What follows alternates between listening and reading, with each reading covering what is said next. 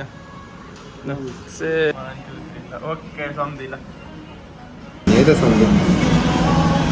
wall थियो क्या ठिकै रहेछ कस्तो छ तिम्रो चाहिँ गुल्ले मिठो छ होइन A1 है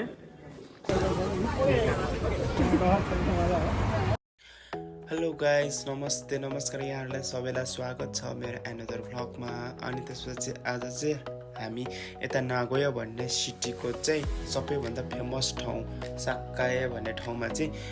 घुम्न जाँदैछौँ अनि त्यसपछि आज घुम्न जाने प्लान त थिएन तर म र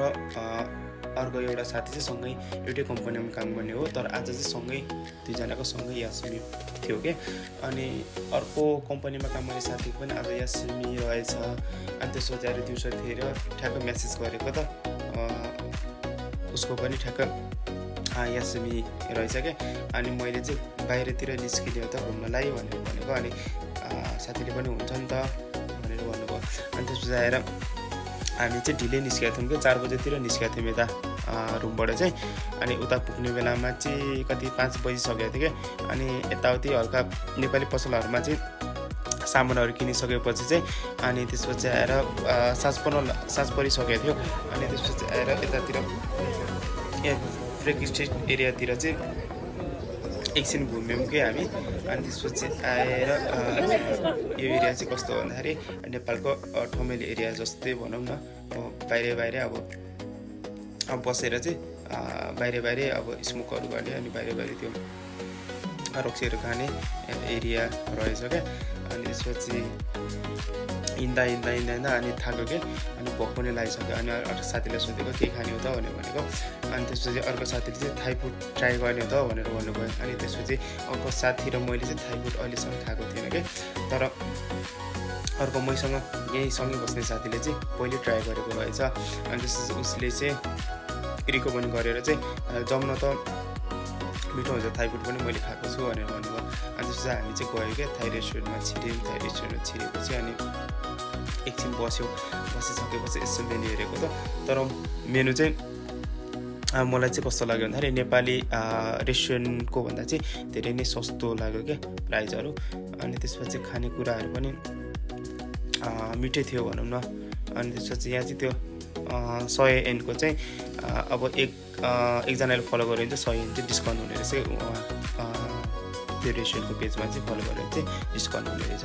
अनि त्यसपछि अर्डर गरिसकेपछि एकछिन पछि तर पानी आउँदै आएन कि अनि हाम्रो अर्को साथी चाहिँ त्यही त रहेछ नि म लिएर आउँछु भनेर भन्नुभयो अनि साथी चाहिँ एकछिनको लागि चाहिँ वेटर बन्नको लागि जानुपर्छ अनि त्यसपछि आएर पानी खानु अनि भात कहिले आउने हो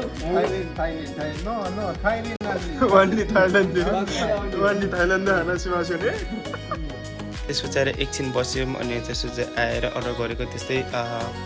15-20 मिनट जति भइसकेको थियो अनि त्यसपछि जुस आयो क्या अनि जुस अर्डर गरेको थियौँ तर मैले चाहिँ ओरेन्ज जुस अर्डर गरेको थियौँ र साथीहरूले चाहिँ त्यो गोवा जुस भन्ने अर्डर गरेको थियो क्या मैले ओरेन्ज जुस अर्डर गरेको तर ओरेन्जको फ्लेभर चाहिँ एउटै थिएन कि सत्य आइस हालेर होइन खासै मिठो लागेन मलाई जुस चाहिँ अनि त्यसपछि पछि साथीले चाहिँ यो के भन्छ टोमियम सुप भनौँ न टोमियम सुप चाहिँ अर्डर गर्नुभएको थियो अनि मैले चाहिँ यो प्याड थाई नुडल्स चाहिँ यो झोलवालामा मगाएको थियौँ कि अनि जस धनिया चाहिँ मस्तै हालिदिएको थियो क्या यहाँ अनि त्यसपछि आएर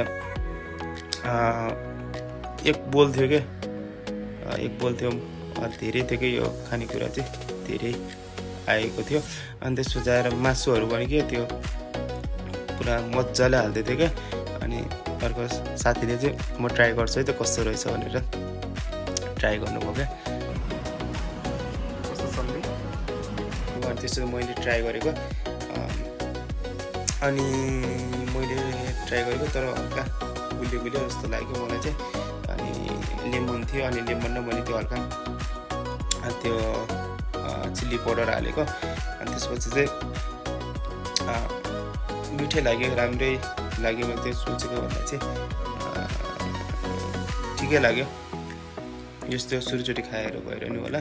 अनि त्यसपछि हल्का गुलियो जस्तो लाग्यो त्यो कोकोनट फ्लेभरको थियो मिठै लाग्यो राम्रै लाग्यो जस अनि त्यसपछि आएर लास्टमा चाहिँ हामीले त्यो पोर्क चप पनि मगायौँ कि पोर्क चप मगाएपछि अनि यो चाहिँ दामी लाग्यो तर यो चाहिँ पिरो हामीले टक्क लगाएर थियो होइन लास्टमा केटाले रिजल्ट चाहिँ